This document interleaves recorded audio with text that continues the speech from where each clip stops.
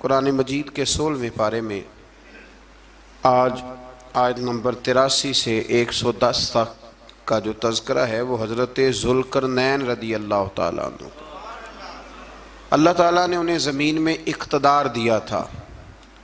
4 لوگ دنیا میں ایسے ہو چکے ہیں جنہیں اللہ تبارک و تعالیٰ نے پوری دنیا میں اقتدار دیا، ایک وقت میں پوری دنیا کا ایک ہی بادشاہ۔ 2 مسلمان تھے، 2 کافر۔ مسلمانوں میں حضرت سلیمان علیہ السلام اور جناب ذوالقرنین علیہ السلام، اور کافروں میں بخت نصر اور نمرود۔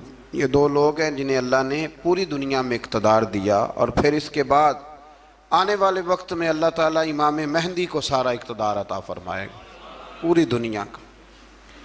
حضرت ذوالقرنین کے بارے میں 2 روایات ہیں، ایک تو یہ ہے کہ وہ نبی تھے اور ایک یہ ہے کہ نہیں وہ ولی تھے، لیکن مجھے حضرت مولا علی شیر خدا رضی اللہ تعالیٰ عنہ کا قول ملا ہے جس میں آپ نے فرمایا ہے کہ نہیں وہ نبی نہیں تھے۔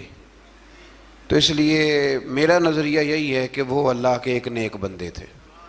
اللہ نے انہیں پوری زمین میں اقتدار دیا۔ وہ ایک مہم پہ نکلے، ان کا ارادہ بنا کہ میں ذرا دنیا کا چکر لگاؤں، تو انہوں نے سفر شروع کیا کہ میں دیکھوں ذرا سورج غروب کہاں ہوتا ہے۔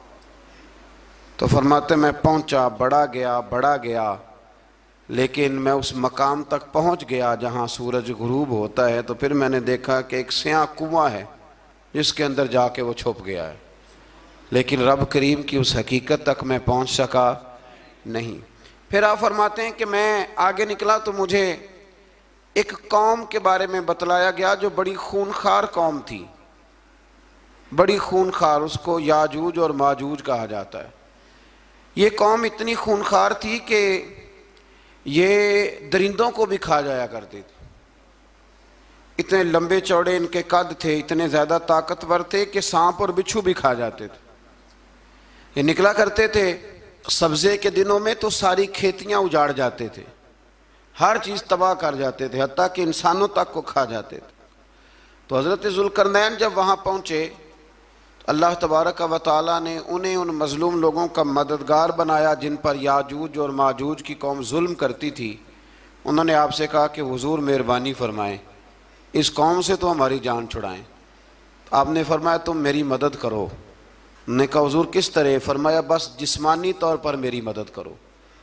تو آپ نے پھر وہاں ایک دیوار بنائی، ایک دیوار، لوہا کاٹ کر، سیسا پگھلا کر، پتھر ڈال کر ایک بڑی موٹی تازی دیوار بنائی، اور اتنی اونچی بنائی، اور پھر اس کے چاروں جانب آگ جلائی تاکہ وہ لوہا اس طرح پگھل جائے کہ وہ دیواروں کے ساتھ چپک جائے، تاکہ کوئی آدمی پیر رکھنا چاہے تو پیر رکھ کے اس پہ چڑھ نہ سکے۔ آپ نے وہ دیوار بنائی۔ اب اس قوم کا حال یہ ہوا کہ وہ اس کے اندر قید ہیں، وہ صبح جب اٹھتے ہیں تو اس کو توڑنا شروع کرتے ہیں، توڑتے رہتے ہیں، تو جب شام ہوتی ہے تو ان میں سے ہر روز ایک شخص کہتا ہے اتنی رہنے دو، باقی کل کریں گے۔ لیکن جب وہ سویرے اٹھتے ہیں تو اللہ تعالیٰ اس دیوار کو پھر سے مضبوط فرما دیتا ہے۔ نبی کریم علیہ السلام نے فرمایا قرب قیامت میں ایک وقت آئے گا، قیامت کے قریب جا کے ایک ٹائم ایسا آئے گا کہ اس مخلوق میں سے ہی ایک شخص پکارے گا اور پکار کے کہے گا کہ اب سو جاؤ انشاءاللہ۔ اللہ ان کی زبان پہ جاری کہے گا اب سو جاؤ اور سویرے انشاءاللہ یہیں سے شروع کریں گے۔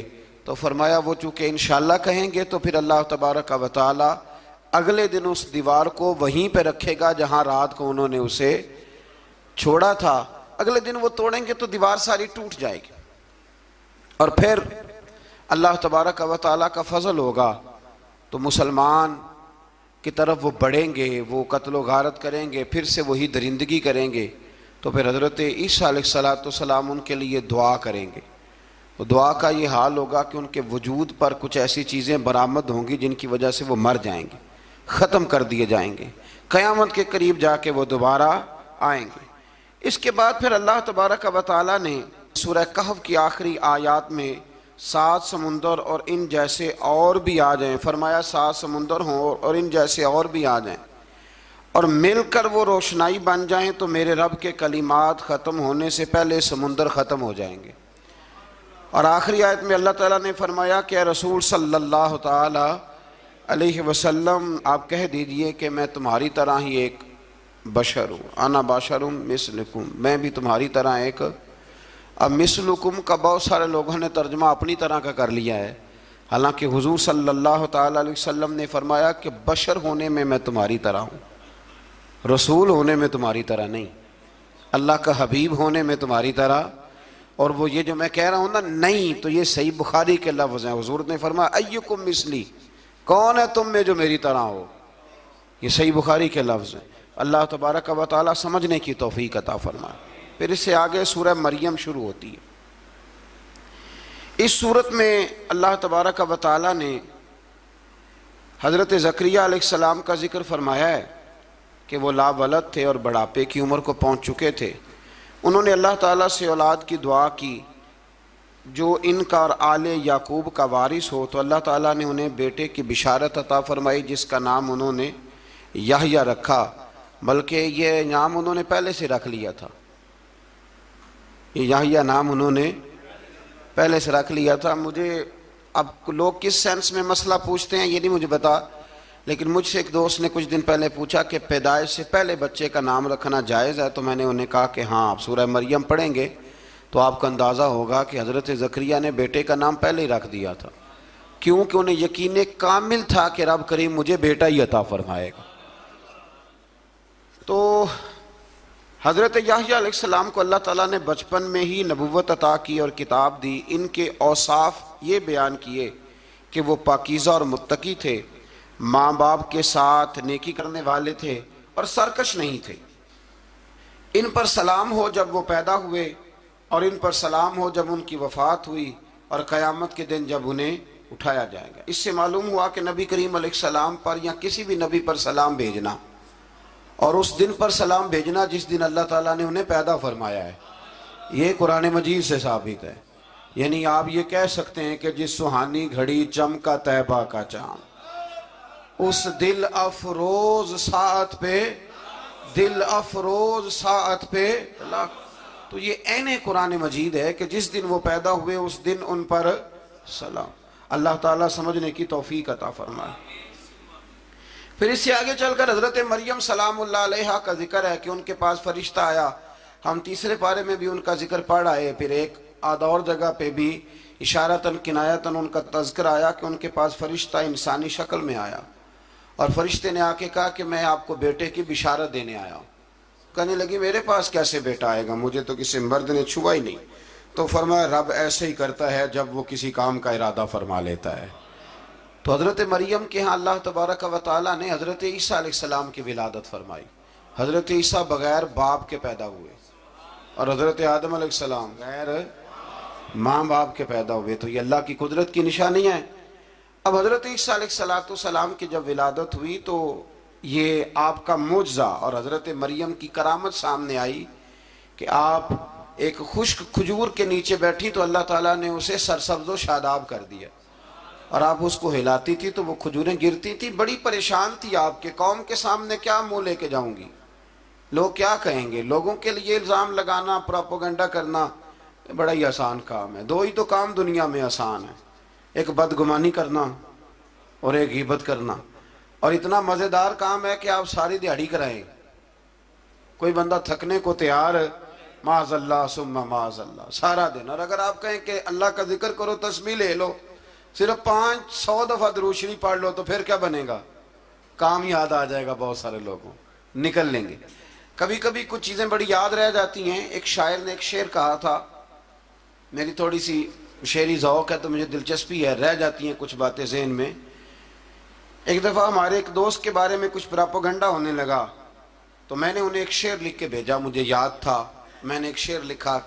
کسی شاعر نے کہا تھا کہ مخلوق تو فنکار ہے اس درجہ کے پل بھر میں، سنگے در کعبہ سے بھی اصنام تراشے۔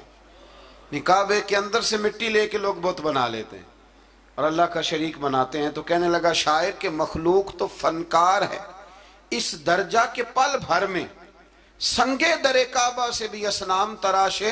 تم کون ہو، کیا چیز ہے داغ کبابی، لوگوں نے تو مریم پہ بھی الزام تراشے۔ لوگ تو منٹ لگاتے ہیں، وہ جو رہی مسجد میں، پلی مسجد میں، لوگوں نے الزام لگانے کا وقت آیا تو الزام لگا دیا، سید عائشہ صدیقہ پہ لگا دیا، صدیق کی بیٹی اور صدیقہ۔ آپ سوچ سکتے ہیں کہ لوگ کہاں تک جاتے ہیں اور باتیں کہاں تک پہنچتی ہیں۔ تو یہ میرے رب کریم کا فضل اور کرم ہے کہ جناب مریم کی برات کا اعلان بھی قرآن نے کیا اور حضرت عائشہ صدیقہ کی برات کا اعلان بھی قرآن پاک نے فرمایا، یہ بھی قرآن مجید نے فرمایا ہے۔ اور کل پرسوں بھی بات ہو رہی تھی حضرت یوسف علیہ السلام کی، تو الزام تو لگتے رہتے ہیں۔ تو میں نے اس دن بھی سوال کیا تھا، پھر دہراتا ہوں کہ غلطی کیا تھی حضرت یوسف کی؟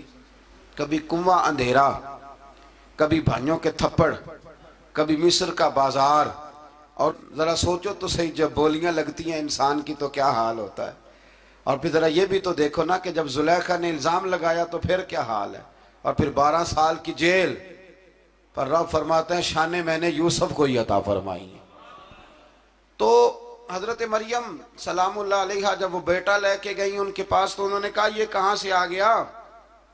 تو آپ فرمانے لگی میں نے تو چپ کر روزہ رکھا ہوا ہے، اسی سے پوچھ لو یہ کہاں سے آیا ہے، یہی بتائے گا۔ پنگوڑے میں تھے حضرت عیسیٰ علیہ السلام، پنگوڑے میں، تو قرآن مجید کہتا ہے کہنے لگے قال انی عبد اللہ، حضرت عیسیٰ بولے اور بول کے کہنے لگے میں اللہ کا بندہ ہوں، اور آتانی الکتاب، خالی نہیں آیا، کتاب ساتھ لے کے آیا ہوں، وجعلنی نبیّا، اور اس نے مجھے نبی بنا کے بھیجا ہے۔ تو حضرت عیسیٰ علیہ السلام پنگوڑے میں ہیں تو کلام فرما رہے ہیں، اپنے نبی ہونے کا اعلان فرما رہے ہیں۔ اب اس بندے کے قریب جا کے اس سے سوال کرنے کو دل نہیں کرتا جو نبی پاک کے بارے میں کہتا ہے 40 سال کے بعد نبی بنے۔ یہاں پنگوڑے میں حضرت عیسیٰ کلام کریں، پنگوڑے میں، اور وہ پنگوڑے میں کہیں میں نبی ہوں، اور تو اپنے رسول کے بارے میں یہ کہے کہ بکریاں چرا رہے تھے تو معاذ اللہ انہیں پتہ ہی نہیں تھا کہ میں نبی بن جاؤں گا۔ ایسی کوئی بات نہیں۔ اعلیٰ حضرت فرماتے ہیں اللہ اللہ وہ بچپنے کی پھبن، یعنی بچپن میں بھی رنگ ڈھنگ نرالے تھے میرے رسول کے۔ اللہ اللہ وہ بچپنے کی پھبن، اس خدا بھاتی صورت پہ لاکھوں سلام، اس خدا بھاتی صورت پہ۔ اور مرحوم اعظم چشتی نے بھی ایک جملہ بڑا خوبصورت کہا، اس نے کہا تیری حیات پاک کا ہر لمحہ پیغمبر لگے، تیری حیات پاک کا ہر لمحہ پیغمبر لگے۔ پھر اس سے آگے آیت نمبر 41 سے ایک بار پھر حضرت ابراہیم علیہ السلام کا ذکر ہے کہ وہ بہت سچے نبی تھے، انہوں نے اپنے چچا کو بے جان بتوں کی عبادت سے روکا، عذاب الہی سے ڈرایا۔ اس نے کہا کہ آپ ہمیں ہمارے خداؤں سے پھیرنا چاہتے ہیں، اس سے رک جائیں ورنہ ہم آپ کو سنسار کر دیں گے۔ ابراہیم علیہ السلام نے کہا کہ میں آپ کے لیے اپنے رب سے استغفار کرتا رہوں گا، وہ مجھ پر بہت مہربان ہے۔ تو اللہ تبارک و تعالیٰ نے انہیں اسحاق علیہ السلام بیٹے اور یعقوب علیہ السلام پوتے کی بشارت دی، اور یہ بھی فرمایا کہ یہ دونوں نبی بھی ہوں گے۔ پھر آیت نمبر 51 سے لے کر 58 تک مختلف انبیاء کا ذکر ہے۔ اللہ تعالیٰ نے اس میں فرمایا کہ حضرت موسیٰ کو برگزیدہ رسول، نبی اور اللہ کا رازدار کہا گیا، اور حضرت ہارون کی نبوت کا بیان بھی ہوا، اور حضرت اسماعیل کو وعدے کے سچے، نماز اور زکوٰۃ کا حکم دینے والے رسول اور نبی اور اللہ کا پسندیدہ قرار دیا گیا۔ ادریس علیہ السلام کو صدیق نبی قرار دیتے ہوئے فرمایا کہ ہم نے ان کو بلند جگہ پہ بٹھایا ہے۔ کہاں ہے ادریس علیہ السلام؟ چوتھے آسمان میں بھی، اور جنت کا قول بھی ہے۔ دو روایتیں ان کے بارے میں ملتی ہیں، ایک تو یہ ہے کہ وہ حضرت ملک الموت سے ایک دفعہ کہنے لگے تو میرا یار نہیں بن جاتا، اللہ ہی بھلا کرے۔ حضرت اسرائیل کو کہنے لگے دوست بن، جو کہ بن جاتے ہیں، دوستی ہو گئی۔ فرمانے لگے یار موت کا ذائقہ کیسے چکھاتا ہے؟ کہنے لگا میں آپ کو چکھا دیتا ہوں۔ آپ کو موت کا ذائقہ چکھایا اور دوبارہ پھر روح ڈال دی، آپ اٹھ کے بیٹھ گئے۔ کہنے لگے دوزخ تو دکھا، نے وہ بھی دکھا دی۔ فرمایا جنت تو دکھا، جنت بھی دکھائی۔ تو کہنے لگا واپس چلیں، فرمانے لگے اب تو نہیں جانا۔ کیوں؟ فرمایا رب فرماتا ہے ہم فیہ خالدون، جو جنت میں آئے گا یہیں رہے گا۔ نے کہا جناب وہ تو پہلے موت کا ذائقہ چکھنا ہے، پل صراط جو دوزخ کے اوپر ہے وہاں سے گزرنا ہے۔ تو آپ فرمانے لگے یہ دونوں کام میں کر چکا ہوں اور تو نہیں کرائے ہیں، لہذا میں آ گیا ہوں تو میں نے یہیں پہ رہنا ہے۔ اب حضرت मलकुल मौत अलैहिस्सलाम ने अर्ज की, मालिक ये तेरा बंदा, फरमाया तेरी दोस्त भी इसके साथ लगी थी तो मेरी तौफीक से ही लगी थी, और ये यहाँ तक आए भी मेरी तौफीक से ही है, मेरा इरादा बन गया इन्हें यहाँ रखने का। मेरी तलब भी तो तेरे करम का सदका है, मेरी तलब भी तो तेरे करम का सदका है। ये पांव उठते नहीं बल्कि ये उठाए जाते हैं, तो ये भी तो उसका करम होता है ना कि वो किस तरह करके किसी को नवाजता है। आयत नंबर 59 में अल्लाह ताला के फर्मा बरदार और सरकश बंदों के अहवाल और जो उनके आखिरत में अहवाल होंगे उनका जिक्र किया गया है। आयत नंबर 66 में बताया गया है कि मुनकरीन आखिरत हयात बादल मौत के बारे में हमेशा शक में मुब्तला रहे। इन्हें यकीन होना चाहिए कि मरने के बाद दोबारा वही खालिक जिंदा करेगा जिसने पहली बार बगैर किसी नामो निशान के पैदा। आयत नंबर 76 में बताया कि जो लोग गुमराही में मुब्तला हैं इनके इब्तिला में इजाफे के लिए मोहलत की मुद्दत बढ़ा दी जाती है, और जो हिदायत याफ्ता हैं इनको मजीद इस्तकामत नसीब होती है। अल्लाह के यहाँ सवाब और अंजाम खैर के एतबार से बाकी रहने वाली नेकियां सबसे ज़्यादा बेहतर, ऐसी नेकियां करें जो बाकी रहें हमेशा, क्या कहते हैं, सदका-ए जारिया। आयत नंबर 81 में फरमाया कि मुशरिकीन इस उम्मीद पर अल्लाह के सिवा माबूदाने बातिल की इबादत करते हैं कि मुश्किल में इनकी मदद करेंगे। फरमाया हरगिज़ नहीं, वो इनके दुश्मन बन के इबादत का इनकार करेंगे। आयत नंबर 88 में बताया कि कुफार ने अल्लाह की तरफ औलाद की निस्बत करके निहायत सख्त बात की। ये तो इतना संगीन जुर्म है कि इससे आसमान फट पड़े, ज़मीन शक हो जाए और पहाड़ रेजा रेजा हो जाएं। मजीद फरमाया कि आसमान और ज़मीन में जो कोई भी है सब अल्लाह के हुजूर बंदे बन के हाजिर होंगे। आयत नंबर 97 में फरमाया जो लोग ईमान लाए और नेक काम किए अनकरीब रहमान लोगों के दिलों में उनकी मोहब्बत पैदा फरमा दे। ये जो शिर्क वाला मामला है ना, ये बड़ा सादा सा है। कुछ लोग आज नए फ़लसफ़ी उठे हैं तो वो कुछ अजीबो गरीब सी बातें दहरियों जैसी करने लगे हैं, और बाज़ मज़ामीन हम देखते हैं ताज़े जो छपते हैं उनके अंदर भी वो इशारतन किनायतन मज़हब की बुनियाद पर तकसीम नहीं होनी चाहिए, इंसान बैसियत इंसान काबिल तकरीम है। तो एक बात समझ लें कि जो मकान की रजिस्ट्री आपके नाम है अगर कोई और दावा करे उसका तो आपको बर्दाश्त है? ये हो नहीं ना सकता मियाँ। मुल्क में वजीर कई हो सकते हैं पर वजीर आज़म एक होता है, इसको समझ लें। तो जब अल्लाह की तौहीद में को किसी को शरीक ठहराता है तो बहुत बड़ा जुर्म करता है, वो बहुत बड़ा जुर्म करता है। यूं समझ लें कि जैसे आपकी 5 मरले की ज़मीन पे कोई आके कब्जा करे, उसे मार देने को दिल करता है। इसलिए ये सारी ज़मीन रब करीम की है, आसमानों ज़मीन का खालिक और मालिक। तो शिर्क नापसंदीदा बात, नापसंदीदा। सूरह ताहा शुरू होती है। इस सूरह ताहा में नबी पाक सल्लल्लाहु ताला अलैहि वसल्लम को रब करीम ने फरमाया कि महबूब कुरान इसलिए नाजिल नहीं किया था कि आप मुशक्कत में पड़ जाए। नबी करीम लंबी लंबी नमाजें पढ़ते थे, लंबी लंबी। तो कुरान मजीद ने कहा ताहा मा अनज़लना अलैकल कुरान लितश्का, महबूब कुरान इसलिए नाजिल नहीं किया कि आप मुशक्कत में पड़ जाएं। हुजूर लोगों को बड़ी जद्दोजहद के साथ दीन की तरफ बुलाते थे, तो कहा महबूब कुरान इसलिए नाजिल नहीं किया था कि आप मुशक्कत में पड़ जाएं। आप तो मुशक्कत करने लग गए। वो यार रब अपने महबूब को कह रहा है, जैसे सूरह मुज़म्मिल में बात हुई ना कि महबूब थोड़ा आराम भी फरमा लिया कर, महबूब थोड़ा आराम भी फरमाए। फिर फरमाया कि ये कुरान नसीहत के लिए नाजिल हुआ है और अल्लाह ज़ाहिर और बातिन सब को जानता है और वह वहदहु ला शरीक है और सारे अच्छे नाम उसी के हैं। आयत नंबर 10 में फरमाया कि मदियन से वापसी के सफ़र के दौरान मूसा अलैहिस्सलाम इस वाक़े का बयान किया कि वो अपनी जगह पर रुके हुए थे, तो वहीं उन्हें गैब से निदा आई कि मूसा मैं आपका रब हूँ, आप वादी मुक़द्दस में हैं तो अदबन अपने जूते उतार दीजिए, मैंने आपको चुन लिया है। मेरे पैगामे वही को तवज्जो से सुनिए, मैं अल्लाह वहदहु ला शरीक हूँ, मेरी बंदगी कीजिए, मेरी याद के लिए नमाज कायम कीजिए, क़यामत आने वाली है उसी की तरफ आप तवज्जो फरमाइए। इसी मौके पर आपको जो मोजज़ात अता किए गए उनका भी जिक्र है, और वो हम पीछे बहुत सारी जगहों पे उसका जिक्र कर आए कि अल्लाह ताला ने उनको एक ऐसा आसा अता फरमाया था कि वो एक दम में ही बहुत बड़ा अज़दहा बन जाया करता था, اور پھر حضرت سیدنا موسیٰ علیہ السلام اپنا ہاتھ گریبان میں ڈال کے نکالتے تھے تو آفتاب کی طرح روشن ہو جاتا تھا۔ اقبال کہتے ہیں ید بیضا لیے بیٹھے ہیں اپنی آستینوں،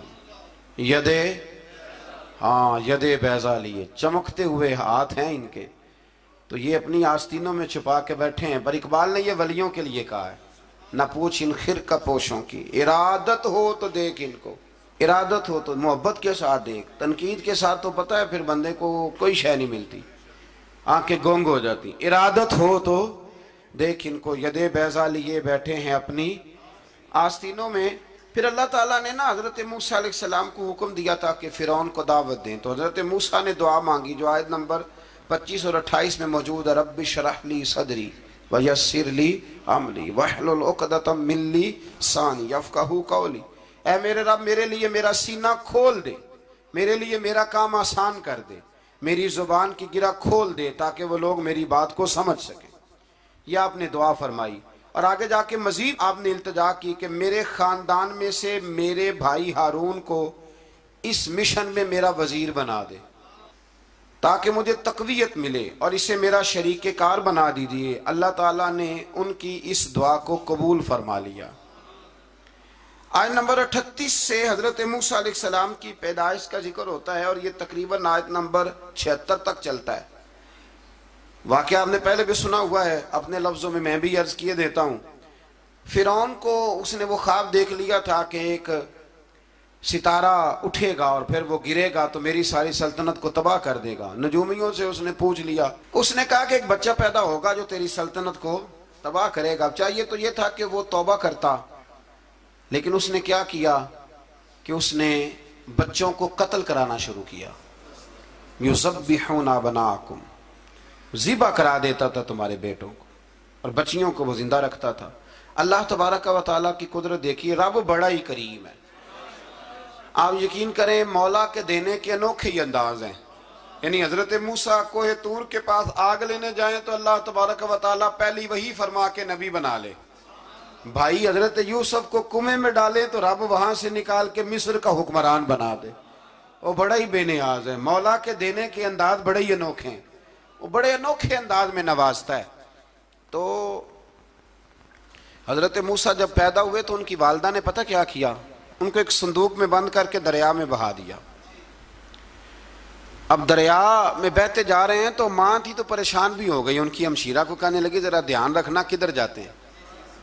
حضرت موسیٰ علیہ السلام دریا میں بہتے بہتے نا فرعون نے نا دریا کے کنارے مکان بنایا ہوا تھا۔ آپ کو پتہ ہے بادشاہوں کا ذوق ہوتا ہے، آج کل ہمارے جو حکمران ہیں انہوں نے اس کا نام فارم ہاؤس رکھا ہوا ہے، میرا فارم ہاؤس، اور پرانے زمانے میں لوگ ڈیرا کہتے تھے، تو اس نے بھی اس طرح کا فارم ہاؤس بنایا ہوا تھا۔ وہاں پہ حضرت موسیٰ علیہ السلام تیرتے ہوئے تابوت کے اندر صندوق کے اندر جا رہے ہیں۔ فرعون اور ان کی بیوی حضرت آسیہ بے اولاد تھیں، بڑی تڑپ تھی بیٹے کی، وہ بھی وہاں کھڑی تھیں۔ صندوق تیرتا ہوا آیا تو فرعون نے کہا کہ جاؤ پکڑ کے لاؤ دیکھو کیا ہے۔ جب وہ لے کے آئے نا تو آپ کی ہمشیرہ جو نگرانی کر رہی تھی پریشان ہو گئی کہ یہ تو اس کے ہاتھ لگ گئے، یہ تو اب مار ڈالے گا۔ لیکن جب خوبصورت اور چمکتا ہوا بچہ دیکھا تو بی بی آسیہ کہنے لگی یہ بنی اسرائیل کا ہے ہی نہیں، یہ تو پتہ نہیں کہاں سے بہتا ہوا یہاں آ گیا ہے، تم ایسے ہی چھوڑ، یہ پتہ نہیں کہاں سے آیا، رکھ نہ لیں۔ تو حضرت موسیٰ علیہ السلام وہ کہنے لگا نہیں انہی کے ہیں، موسیٰ علیہ السلام اسی کے ہیں۔ تو آسیہ کہنے لگی تیرے تو سر پہ نا بس بھوت ہی سوار ہو گیا، ہر وقت وہی لوگ تجھے یاد رہتے ہیں، یہ پتہ نہیں کہاں سے بہ کے آیا۔ اب رکھ لیا، مان گیا فرعون۔ آپ فرعون کے گھر میں جو اس لیے بچے مروا رہا تھا کہ میری سلطنت حضرت موسیٰ پیدا نہ ہو جائیں، تو اسی کے گھر میں پرورش پانے لگے، اسی کے گھر میں۔ اب عورتیں منگائیں گئیں دودھ پلانے کے لیے، تو حضرت موسیٰ علیہ السلام کسی بی بی کا دودھ نہیں پیتے، تو آپ کی ہمشیرہ نہ وہیں دائیں بائیں گھومتی رہتی، تو کہنے لگی جناب آسیہ سے کہ میں ایک بی بی کو جانتی ہوں، بڑی صاف ستھری ہے، مجھے امید ہے یہ بچہ اس کا دودھ پیے گا۔ تو فرعون کہنے لگا دوڑ کے لا، تو وہ اپنی والدہ کو لے کے آئیں، تو حضرت موسیٰ نے فوراً دودھ پینا شروع کر دیا۔ فرعون کو پھر تھوڑا شک ہوا، ایک روایت یوں بھی لکھی ہے بعض لوگوں نے کہ فرعون ایک دن اٹھایا ہوا تھا حضرت موسیٰ کی، ابھی تھوڑی سی عمر تھی، تو آپ نے اس کی داڑھی پکڑ کے تو ایک گھونسا دے مارا، جلالی تو شروع سے ہے نا، تو کہنے لگا آسیہ تو مان نہ مان یہ بچہ وہی ہے۔ تو حضرت بی بی آسیہ کہنے لگی کہ تجھے غلط فہمی ہے، یہ وہ نہیں ہے۔ اس نے کہا دیکھو نا، یہ تو اٹھاتی ہے تو پیار کرتا ہے، اور میرے جب قریب آتا ہے تو اس کے لب و لہجے میں تلخی محسوس کرتا ہوں۔ اس نے کہا بچوں کو کیا پتا۔ خیر، ایک طرف اس نے کھانے پینے کی چیزیں رکھ دی، ایک طرف انگارے رکھ دیے، وہ بھی حضرت آسیہ کہتی ہیں کہ تجھے سمجھ آئے بچے بچے ہوتے ہیں۔ حضرت موسیٰ بچے تو تھے، پر تھے تو اللہ کے نبی نا، اللہ کے نبی تھے۔ جب اس نے کہا نا یہ بچے ہیں، تو حضرت موسیٰ علیہ السلام بجائے انگاروں کی طرف جانے کے نبی تھے، وہ سیدھے کھانے پینے والی چیزوں کی طرف بڑھنے لگے۔ فرعون کہنے لگا اب بتا۔ اللہ تعالیٰ نے حضرت جبریل کو بھیجا، انہوں نے کہا ادھر نہیں جانا، آپ ادھر جائیے۔ تو آپ آگ کی طرف گئے اور ایک کوئلہ اٹھا کے زبان پہ رکھ لیا۔ تو آسیہ کہنے لگی سمجھ آئی، بچے کو کیا پتا کدھر جانا ہے کدھر نہیں جانا، اگر وہ اتنا ہی خیال ہوتا وہی بچہ ہوتا تو آگ۔ اور بعض مفسرین نے لکھا ہے یہ جو حضرت موسیٰ دعا مانگتے تھے نا ربی شرح لی صدری ویسر لی امری، یہ وہ آگ کا انگارہ جب کوئلہ منہ میں رکھا تھا نا تو اس کی وجہ سے زبان میں کچھ لکنت آ گئی، تو آپ دعا کرتے تھے کہ یا اللہ میری زبان کی وہ بند گرا کھول دے تاکہ میں کھل کے فرعون کے سامنے بات کر سکوں۔ وہیں حضرت موسیٰ پلنے لگے، وہیں پلے، وہیں جوان ہوئے، وہیں اللہ نے ساری دولتیں دی، بہن بھی ملی، ماں بھی ملی، اور سارے عزیزوں کا پیار بھی ملا۔ اسی گھر کے اندر اللہ نے پرورش کر کے فرعون کے ظلم سے بنی اسرائیل کو نجات عطا فرمائی۔ آج نمبر 77 سے موسیٰ علیہ السلام کو حکم ہوا کہ راتوں رات بنی اسرائیل کو لے کے نکل جائیں۔ انہیں اللہ کی طرف سے یقین دلایا گیا کہ ان کے لیے سمندر میں خشک راستہ نکال لیا جائے گا۔ فرعون نے ان کا تعاقب کیا اور سمندر میں غرق کر دیے گئے۔ اس مقام پر اللہ تعالیٰ نے بنی اسرائیل پر اپنے احسانات کا ایک بار پھر ذکر فرمایا۔ حضرت سعد بن ابی وقاص رضی اللہ تعالیٰ عنہ بھی ایک دن جہاد کے لیے نکلے تو رستے میں سمندر آ گیا۔ حضرت موسیٰ کی قوم کو نا سمندر نے رستہ دیا تھا، تو جناب سعد بن ابی وقاص سمندر کے کنارے کھڑے ہو کے اب وہ لوگ پوچھنے لگے حضور کیا کرنا ہے؟ فرمایا کرنا کیا ہے، ابھی دیکھیں کیا ہوتا ہے۔ تو فرمانے لگے وہ سمندر و دریا اگر تو حضرت موسیٰ کی نافرمان قوم کو رستہ دیتا ہے تو ہم تو رسول اللہ کے فرما بردار غلام ہیں، ہمیں بھی رستہ دے۔ تو 12 رستے بن گئے دریا میں سے۔ جناب سعد بن ابی وقاص لشکر لے کے گزر گئے، باہر گئے تو ایک دفعہ پھر صحابہ کو یقین دلایا، فرمایا کسی کی کوئی چیز تو نہیں رہ گئی دریا میں؟ دشت تو دشت ہیں دریا بھی نہ چھوڑے ہم، بحر ظلمات میں دوڑا دیے۔ اب میں کیا کروں، علامہ اقبال نے ہر جگہ کلام لکھا ہے، ہر جگہ۔ یہ آپ کو پتہ نا، ایک صاحب مجھے بھی سمجھا رہے تھے، میں نے جمعہ میں بھی وضاحت کی، کہنے لگے آپ اقبال کی بڑی تعریفیں کرتے ہیں۔ میں نے کہا مجبوری ہے، وہ کام ہی تعریفوں والے کرتے ہیں تو ہو جاتی ہیں، کیا کیا جائے، آمدام برسر مطلب۔ تو حضرت سعد بن ابی وقاص نے پوچھا کچھ رہ تو نہیں گیا؟ کہا جناب پیالہ رہ گیا میرا مٹی کا دریا میں۔ تو حضرت سعد بن ابی وقاص کہنے لگے کوئی مسئلہ نہیں، ہم رسول اللہ کے غلام ہیں۔ اور اس پر بڑی دلائل ہیں، وقت نہیں ہے آگے بڑھنا ہے۔ فرمایا او دریا، او ہمارا پیالہ تو واپس کر دے۔ تو ایک لہر آئی تو پیالہ بھی کنارے پہ پھینک گئی۔ تو اللہ تعالیٰ نے حضرت موسیٰ علیہ السلام کی قوم کو وہاں سے نجات دی۔ آیت نمبر 85 سے سامری کا ذکر ہے۔ سامری ایک جادوگر تھا۔ جب حضرت موسیٰ علیہ السلام تشریف لے گئے نا کوہ طور پہ، تو اس نے سونے کا ایک بچڑا بنا دیا تھا، اور اس کے منہ میں ایسی تاریں اس نے لگائی تھی کہ جب ہوا چلتی تھی تو وہ تاریں بجتی تھیں، مفسرین نے لکھا ہے۔ تو بنی اسرائیل والوں کو یہ کہتا تھا دیکھو یہ بولتا ہے، تو بڑے کمزور ایمان کے لوگ تھے، اس طرف متوجہ ہو گئے، اس طرف متوجہ ہو گئے۔ حضرت موسیٰ علیہ السلام واپس آئے تو انہوں نے پوچھا کہ یہ ماجرا کیا ہے؟ تو اس نے کہا کہ میں نے نا حضرت جبریل علیہ السلام کا گھوڑا جب چل رہا تھا تو ان کے پاؤں سے جو مٹی لگ رہی تھی وہ مٹی میں نے تھوڑی اٹھا لی تھی، اور وہ میں نے اس کے منہ میں رکھی ہے، جس کی وجہ سے اس کے منہ سے آواز ہے۔ وہ مٹی کب اٹھائی تھی وہ بھی لکھا ہے مفسرین نے کہ حضرت موسیٰ علیہ السلام نے جب کہا نا بنی اسرائیل والوں کو کہ گھوڑے ڈالو اندر، حالانکہ رستے بن بھی گئے تھے، پھر بھی کہنے لگے ایسا نہ ہو کہ اندر جائیں تو پانی پھر آ جائے۔ تو تو یہ جاتے نہیں تھے، ڈرتے تھے، کمزور ایمان کے لوگ تھے نا۔ اصل مسئلہ نا اندر کا ہے۔ آپ یقین کریں یہ بڑی باکمال بات ہے۔ میں تو اس نتیجے پہ پہنچا ہوں تھوڑی سی زندگی گزار کے کہ یقین اگر مضبوط ہو نا تو انسان کی زندگی کا ہر کٹھن رستہ آسان ہو جاتا ہے۔ لیکن جن لوگوں کے اندر مسائل بہت زیادہ ہوتے ہیں ان کے لیے بیرونی کوئی کام کرنا بھی بڑا ہی مشکل ہوتا ہے۔ تو یہ لوگ کہنے لگے کیسے اندر جائیں گے تو پھر نہ پانی مل جائے، تو حضرت جبریل امین آئے گھوڑی پہ بیٹھے ہوئے، انہوں نے آگے آگے گھوڑی دوڑائی، تو آگے گھوڑی دوڑی تو ان کے گھوڑے خود بخود پیچھے دوڑ پڑے۔ حضرت سیدنا جبریل کی گھوڑی جہاں پیر رکھتی تھی وہاں سے سبزہ اگتا تھا۔ سامری جادوگر تھا، حیرت انگیز چیزوں کو جمع کر لیتا تھا۔ اس نے وہ جمع کر کے رکھ لی اور بچڑا بنا دیا۔ تو حضرت موسیٰ علیہ السلام نے جب اس سے پوچھا تو اس نے یہ بات بتائی اور کہنے لگا یہ تدبیر مجھے میرے نفس نے سجائی تھی۔ حضرت موسیٰ نے اس سے کہا تو یہاں سے چلا جا، زندگی میں تیرے لیے وحشت کی سزا ہے اور تیری سزا کا وقت آخرت میں مقرر ہے۔ اس کے بعد والی آیات میں اللہ تعالیٰ کی وحدانیت، کتاب اللہ کی حقانیت اور اس سے روح گردانی کرنے والوں کے لیے عذاب آخرت کا بیان ہے۔ وحشت کا بھی عذاب ہوتا ہے کچھ لوگوں کو وحشت کا عذاب یہ ہوتا ہے، یعنی انسان ہر وقت خوف زدہ رہے۔ آیات بتاتی ہیں کہ اس پر کون سا عذاب ہے، پر ایک وحشت طاری رہے۔ اللہ سے دعا مانگیں اللہ تبارک و تعالی ان ساری آزمائشوں سے ہمیں محفوظ فرمائے۔ اسی تسلسل میں پھر قیامت اور سور پھونکے جانے کا ذکر ہے۔ آیت نمبر 105 سے فرمایا کہ لوگ آپ سے پہاڑوں کے متعلق سوال کرتے ہیں، آپ ان سے کہہ دیجئے میرا رب انہیں ریزہ ریزہ کر دے گا اور پوری زمین ہموار میدان کی طرح ہو جائے گی۔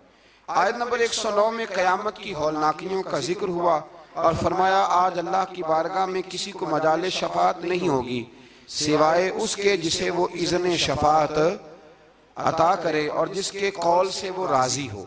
آیت نمبر 110 سے اکڑی گردنوں کے حی و قیوم کے سامنے جھکنے، ظالموں کے نامراد ہونے اور مومنین صالحین کے کامیاب ہونے کا ذکر ہے۔ آیت نمبر 114 میں علم میں اضافے کی تعلیم کے لیے دعا ارشاد فرمائی گئی ہے جو بڑی معروف ہے، رب زدنی علما۔ آیت نمبر 115 سے اس بات کا ذکر ہے کہ آدم علیہ السلام جو جنت میں درخت کے قریب چلے گئے تو یہ ان کی بھول اور اجتہادی خطا تھی، اللہ نے خود وضاحت فرما دی، اور انہوں نے قصداً اللہ کے حکم کی نافرمانی نہیں کی۔ آدم علیہ السلام کو جنت میں داخل کر کے بتایا کہ یہاں نہ بھوک لاحق ہوگی، نہ بے لباسی ہوگی، نہ پیاس لگے گی، نہ ہی دھوپ کی تپش محسوس ہوگی، اور یہ کہ آپ اپنے دشمن شیطان کی چالوں سے بچے رہیں گے۔ اس مقام پر قرآن نے اس موضوع کو پھر بیان کیا کہ شیطان نے وسوسہ ڈالا اور مخلص اور ہمدرد کا روپ دھار کر ان کو بہکایا۔ انہوں نے ممنوع درخت سے کھا لیا سو ان کے ستر کھل گئے اور جنت کے پتوں سے اپنے ستر کو ڈھانپنے لگے، پھر اللہ نے ان کی توبہ قبول کی اور جنت سے زمین پر بھیج دیا۔ آیت نمبر 124 سے اللہ تعالیٰ نے فرمایا جو ہماری یاد سے غافل رہے گا ہم اس کے لیے معیشت تنگ کر دیں گے، وَمَنْ أَعْرَضَ عَنْ ذِكْرِي فَإِنَّ لَهُ مَعِيشَةً ضَنْكًا، جو ہماری یاد سے غافل ہوگا اس کے لیے زندگی اس پر اللہ تبارک و تعالی ہر وقت اپنی یاد کی توفیق عطا فرمائے۔